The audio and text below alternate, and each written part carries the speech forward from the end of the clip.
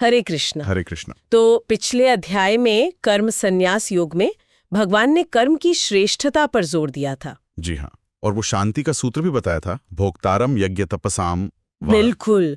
आज हम श्रील प्रभुपाद की भगवद गीता यथारूप से छठे अध्याय ध्यान योग पर बात करेंगे। जी, इसमें भगवान अष्टांग योग मतलब वो 8 अंगों वाला ध्यान मार्ग, हाँ, और मन को कैसे वश में करें इसकी विधि समझाते हैं। तो चलिए समझते हैं इस मार्ग को और इसका असली लक्ष्य क्या है। शुरुआत में ही भगवान कहते हैं कि सच्चा सन्यासी, सच्चा योगी कौन है। हाँ, वो जो फल की इच्छा के बिना अपना काम करे, अनाश्रितः कर्म फलम। जी, और जिसे लोग सन्यास कहते हैं उसे ही योग समझो, क्योंकि इंद्रिय तृप्ति की इच्छा रखकर तो कोई योगी बन ही नहीं सकता। बिल्कुल।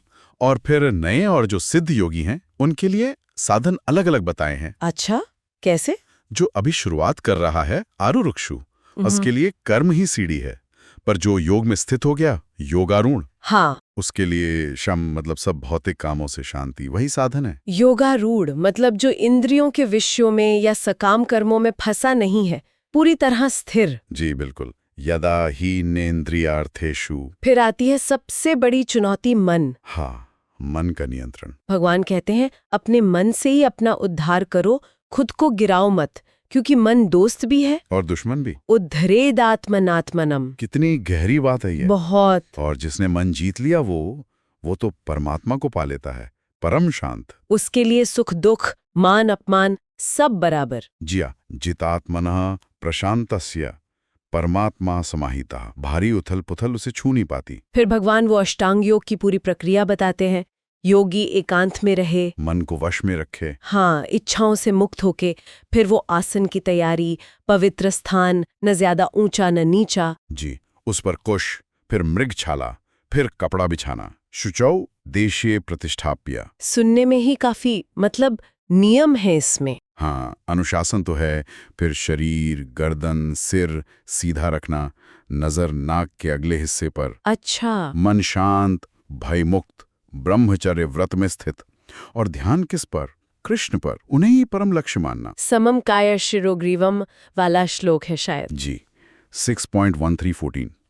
और इसका फल भगवान कहते हैं उनके धाम की प्राप्ति। लेकिन एक चेतावनी भी है साथ में। हाँ, वो बहुत जरूरी है। ये योग उसके लिए नहीं है जो बहुत ज्यादा खाता है या सोता है या बहुत कम। बिल्कुल, नात्यश्नस्तु योगोस्ति, संतुलन चाहिए। इसीलिए तुरंत बाद वो युक्त आहार विहार की बात आती है ना? एकदम सही। युक्ताहार विहारस्य नियमित जीवन, खाना, घूमना, काम करना, सोना, सब संयमित हो। और यही सारे दुखों को दूर करता है। जी, और ये सिद्धांत कृष्ण भावनामृत के अभ्यास में भी है, जो इसे ज्यादा व्यवहारिक बना देता है। जब मन वश में होकर आत्मा में स्थित हो जाता है तब उसे युक्त कहते हैं। यदा विनियतम चित्तम। हाँ, जैसे बिना हवा के दिया जलता है ना, स्थिर, वैसा मन। यथा दीपो निवात्स्थः। जी, और वही है समाधि। मन रुक गया, आत्मा का दर्शन हुआ और आत्मा में ही सुख मिला। यत्रोपरमति चित्तम। और फिर आता है वो श्लोक 6.22, समाधि की पराकाष्ठा। हाँ, वो क्या है खास उसमें? भगवान कहते हैं ये वो अवस्थाएं जिसे पाकर लगता है कि बस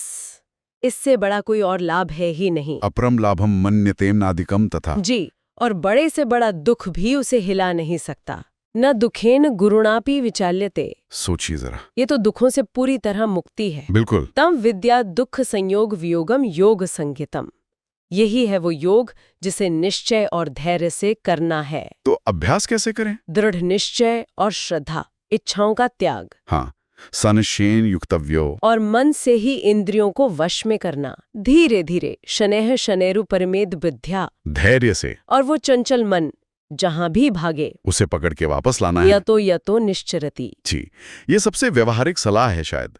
और जब मन शांत हो जाता है, परमात्मा में स्थिर, तब परम सुख मिलता है, प्रशांत मनसम हेवम। हाँ, रजोगुण से मुक्ति, परमात्मा से अपनी गुणात्मक एकता का अनुभव। फिर वो सबको समान देखने लगता है, सर्वभूतस्थमात्मानम। जी, और फिर वो अद्भुत श्लोक 6.30, यो मां पश्यति सर्वत्र सर्वं च मयि पश्यति तस्यहम न प्रणश्यामि सच में न प्रणश्यति। वाह! जो कृष्ण को सब में और सबको कृष्ण में देखता है, उसके लिए कृष्ण कभी अदृश्य नहीं होते। और वो कृष्ण के लिए शील प्रभुपाद इसे सर्वोच्च समदर्शन कहते हैं, है ना? भगवान और भक्त का अटूट प्रेम। जी, जो हर जीव में स्थित परमात्मा रूप में भगवान का भजन करता है, वो हमेशा भगवान में ही रहता है। सर्वभूत स्थितम यो माम भजति एकत्वमास्थितः। वही पूर्ण योगी है जो सबको अपने जैसा ही समझता है, सुख और दुख में। आत्मोपम्येन सर्वत्र। ये सब सुनकर अर्जुन का सवाल तो बनता ही था।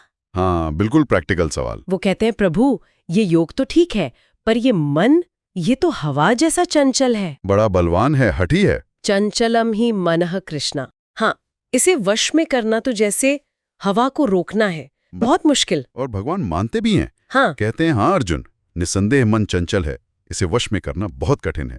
असंज्ञेयम महाबाहो। लेकिन फिर उपाय बताते हैं। जी अभ्यास और वैराग्य। जी। अभ्यास मतलब कोशिश करते रहना, और वैराग्य मतलब मन को दुनिया की चीजों से हटाना। तो जिसका मन वश में नहीं, हाँ उसके लिए मुश्किल है योग। हाँ, पर जिसने मन जीता, और सही तरीका अपनाया, उसकी सफलता पक्की है।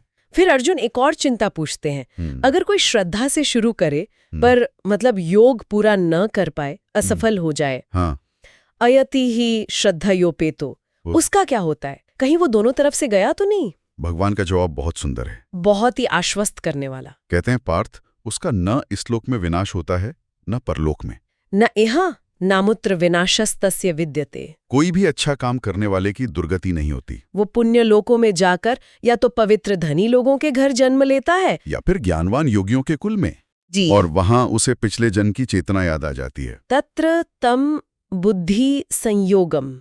और वो फिर से कोशिश करता है। योग का संस्कार बेकार नहीं जाता। अध्याय के आखिर में भगवान योगी को तपस्वी, ज्ञानी, कर्मी सबसे श्रेष्ठ बताते हैं। तपस्वीभ्यो अधिको योगी। और अर्जुन को योगी बनने को कहते हैं। और फिर वो आखिरी सबसे महत्वपूर्ण श्लोक 6:47। जी, जो पूरे अध्याय का सार है।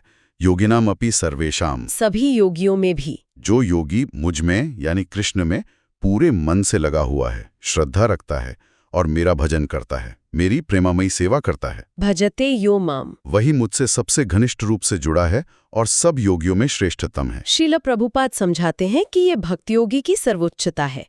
ध्यान योग का असली लक्ष्य भी यही है। जी, और इस युग में हरे कृष्ण महामंत्र का जप इसी लक्ष्य तक पहुंचने का सबसे सरल और प्रभावी तरीका है। तो संक्षेप में कहें तो छठा अध्याय हमें अष्टांग योग का मार्ग दिखाता है, मन पर काबू पाने की जरूरत बताता है, और आखिर में ये स्थापित करता है कि सभी योगियों में वो भक्त योगी सर्वश्रेष्ठ है जो श्रद्धा से भगवान का भजन करता है। बिल्कुल। अगले अध्याय में भगवान अपनी ऐश्वर्य और अपनी शक्तियों के बारे में और बताएंगे। जी, भगवत ज्ञान, परा और अपरा प्रकृति और भक्त उन्हें कैसे जान सकता है, इस पर विस्तार से चर्चा होगी। तो श्रोताओं के लिए एक विचार छोड़ जाते हैं।